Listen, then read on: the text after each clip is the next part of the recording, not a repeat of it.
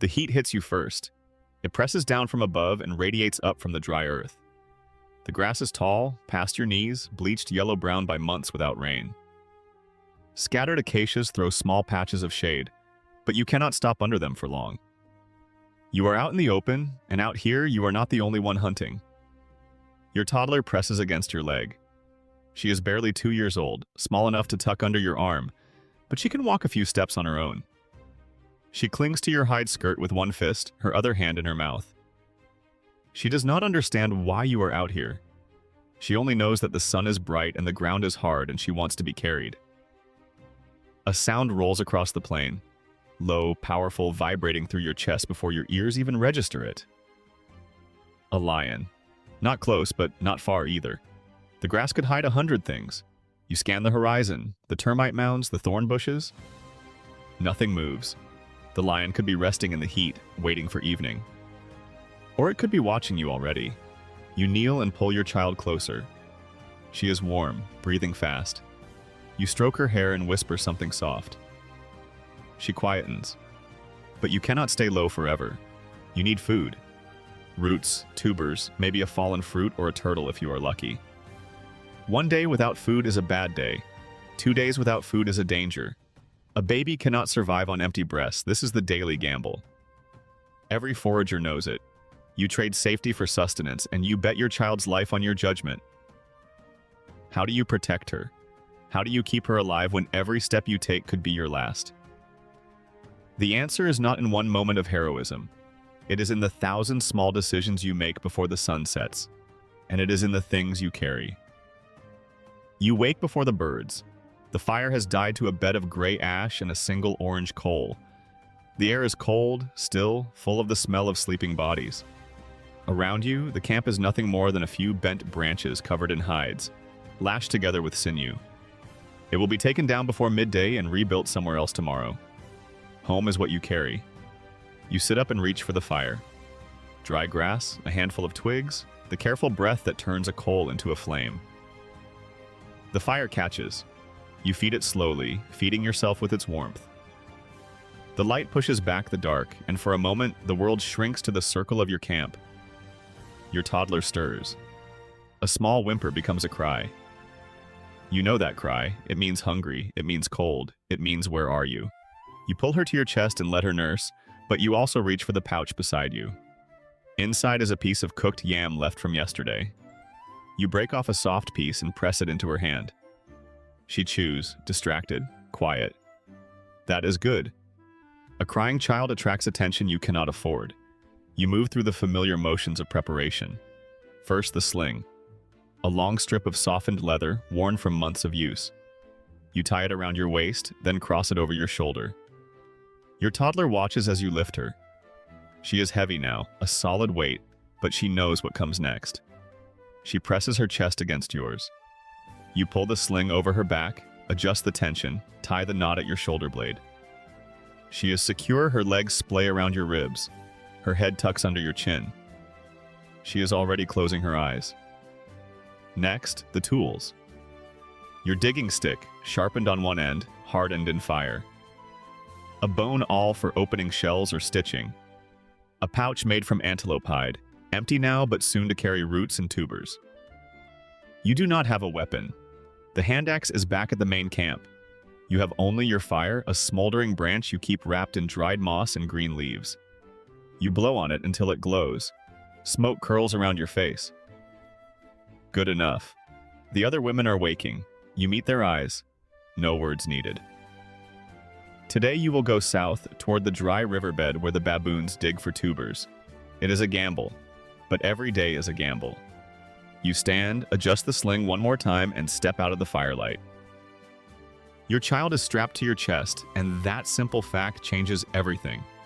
Without the sling, you would have one hand holding her, one hand for everything else. That is not enough. You need both hands to dig, to climb, to carry food, to throw stones at a hyena that gets too close. The sling gives you freedom. She presses against your torso, her legs splayed wide around your ribs. Her weight is centered high on your chest. It shifts your center of gravity forward, makes your lower back work harder. You feel the strain after an hour. But that strain is nothing compared to the cost of leaving her behind. The sling also muffles noise. Her face is pressed into the leather and your skin. When she sleeps, she is warm and still. A sleeping child is a silent child. A silent child does not attract predators. Your voice is low, your movements careful. You become part of the landscape. That is how you survive. You know this sling is not new. People have carried babies this way for hundreds of thousands of years. You can see it in the bones. Archaeologists have found ancient hip bones with grooves worn into them, smoothed by the constant friction of a strap. That wear pattern tells a story. It says that women walked miles with children on their bodies. It says that survival depended on keeping your hands free. The sling is not a convenience. It is an adaptation as important as the shape of the pelvis that allowed birth in the first place. But there is always risk. The knot shifts. The leather stretches. You feel the sling loosen after a long walk. You have to stop, adjust, retie. If it slips too far, your child could fall. The ground is hard, and a fall from chest height onto packed earth can break a bone. A broken bone in a toddler means infection, fever, death. So you check the knot constantly. You flex your shoulder to test the tension. You listen for the sound of her breathing. It is an endless calibration. Yet you would not trade it. No forager would. The sling is the link between you and your child, and between you and the food you need. It is the technology that made the open savanna survivable. You adjust the knot one more time, feel her small hand grip your neck, and keep walking. You reach the baobab tree just as the sun clears the horizon. Its trunk is enormous, a landmark you can see from half a mile away. 2 other women are already there, their children strapped to their bodies or standing at their feet. You nod. No words needed. This is the agreement made before dawn. You meet here every day. The older children, the ones who can walk steady, break away from their mothers and form a small cluster. They are 5 and 6 years old. They know the rules. Stay together. Stay in sight. Do not wander toward the tall grass. They help each other, holding hands over rough ground, sharing a stick to poke at interesting things. Their laughter is quiet, controlled. They have learned that loud noise attracts attention. You watch them, and you feel something like relief. The burden of vigilance is not yours alone. Your group spreads out as you begin to forage. You move in a loose net, each woman visible to the others at all times. 50 paces apart, maybe 60. Close enough to hear a shout, far enough to cover more ground. The children stay in the center, moving between you. Predators see a scattered group and hesitate. A lone human is a target. A group of humans, with children in the middle, is a problem. The math changes. Ethnographic studies of the Juhuansi people in the Kalahari show that cooperative foraging reduces predation risk by 40%. You do not know that number. You do not need to. You feel it in your muscles. You feel it in the way your shoulders drop, just slightly, when you see the other women. The tension shared is tension halved. One of the women finds a patch of tubers. She calls out, a short bird-like whistle. You adjust your direction and move toward her. The children follow like a small herd. The ground is harder here, but the soil is damp, promising deep roots. You kneel, slide the baby around to your hip, and begin to dig with your hand axe. The toddler on your back bounces with each strike. She giggles. The other women smile. For a moment, the savanna feels almost safe. You carry fire with you, not in a container, not in a pouch. You carry it as a smoldering branch, held away from your body, fed with dry dung every few minutes. The smoke rises in a thin gray column. It marks your location. It also marks you as dangerous. Animals know fire. They have smelled it 1,000 times. They do not approach it lightly. The fire stick is a tool of many uses. You drop it into a patch of dry grass when a hyena appears on the horizon.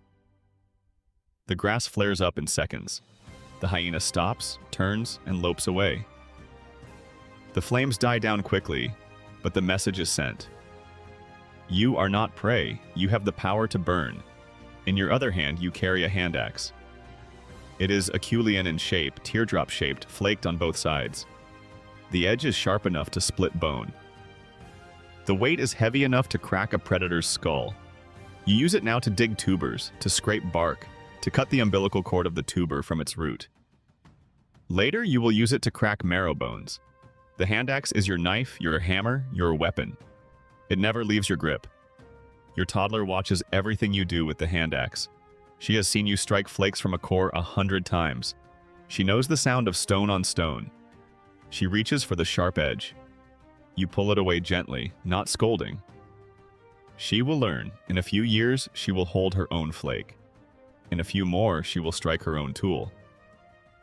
Tool use is not instinct. It is taught. And you are teaching her every moment you work. A leopard calls in the distance.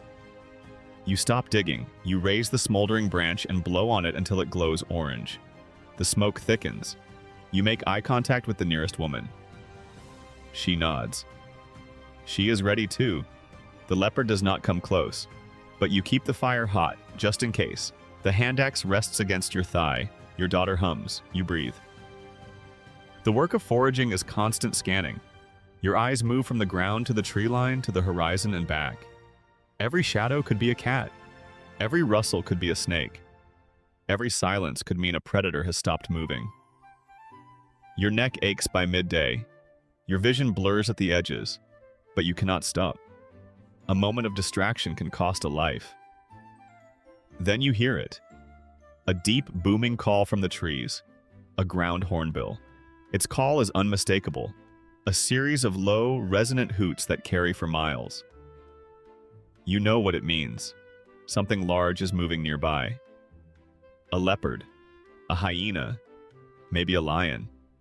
The hornbill sees it from above and warns everything within earshot.